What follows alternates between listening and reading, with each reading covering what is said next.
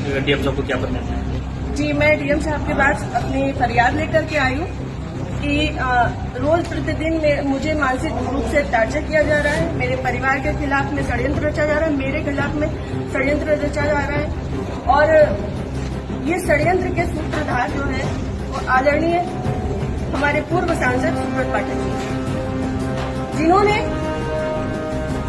हमारे guest house को लेकर के हमें ये कहा कि हम भूमाफिया हैं।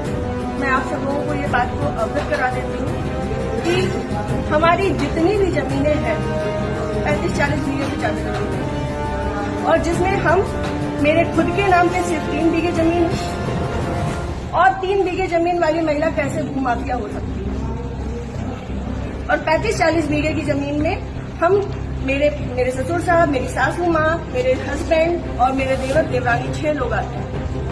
इतनी सी जमीन में कैसे लोग भूमाफिया हो जाते हैं? जो ये बड़ा उससे कह रहे हैं कि चपुन्ना के भूमाफिया। और रही बात मेरे गेस्ट हाउस की, राधा रानी गेस्ट हाउस की, तो आज इन्हें ये पर लग रहा है कि वो हमने सरकारी भूमि में बनाया है, अवैध जमीन पे कब्जा किया है। तब क्यों नहीं लग रहा था जब 5 साल से उसी में दावतें खा रहे थे, भारतीय जनता पार्टी की मीटिंगें कर रहे थे, हमारा पैसा खर्च करवा रहे थे, रोज मीटिंगें हो रही, तब क्यों नहीं ये आपको लगा? मैंने बात ये इस विषय के बारे में यहाँ से लेकर प्रदेश अध्यक्ष तक को सबको सारी बातें पता है, और आज से नहीं पता है, ये पिछले 2 सालों से पता है। मेरे पिताजी, मेरे ससुर साहब, मेरे हस्बैंड, मेरे हम सब लोगों के लिए हत्या तक का मतलब षड्यंत्र रचा जा चुका है, और विगत के चुनाव के निर्णय के बाद ही रचा गया। पिछली 4 जून को रिजल्ट आया है, पिछली 3 जून को ये हमारे गांव गए थे। हमारे गांव जाकर के इन्होंने, हमारे राइवल्स हैं जो, उनके घर जाकर के इन्होंने 2 घंटे की बैठक रखी जिसमें षड्यंत्र रचा गया। और उसके बाद ही उसी दिन इनके एक प्रमुख कार्यकर्ता कहिए, चमचे कहिए, कुछ भी कहिए, वो जीतू त्रिपाठी, उन्होंने मेरे ससुर साहब को फोन किया, जिसकी मैं रिकॉर्डिंग आप सबको भेजूंगी और चाहूंगी कि मीडिया में आप चलाएं। उन्होंने मेरे ससुर साहब को धमकी दी कि अगर चपुन्ना चुनाव नहीं जीता तो आपको 4 तारीख के बाद देख लिया जाएगा। उसके बाद से ये सारा षड्यंत्र रचा।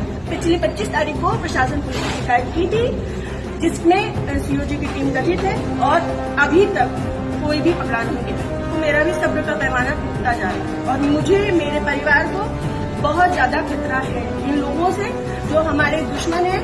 क्योंकि सुब्रत पाठक जी ने हमारे जो राइवल्स हैं सभी आजीवन कारावास के मुजरिम हैं, सभी आजीवन कारावास के मुजरिम में, मैंने इसमें लिख के भी दिया है।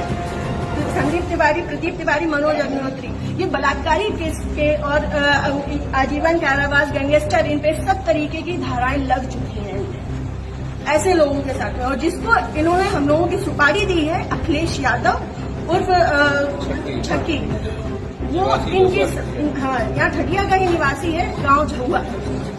वो इन लोगों के साथ में, सुब्रत पाठक के साथ में भी जेल में रहा है और इन लोगों के साथ में भी जेल में रहा है, और अभी फरार है।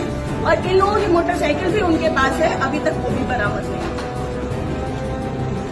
ये लोग सिर्फ मेरा मानसिक, शारीरिक और चारित्रिक शोषण करते आ रहे हैं 2 साल से। मैं 3 साल से मैं बहुत ज्यादा परेशान हो चुकी हूँ। अब ये चीजें नहीं होंगी। हमारे पास सबूत भी है और बहुत सारी चीजों के सबूत है।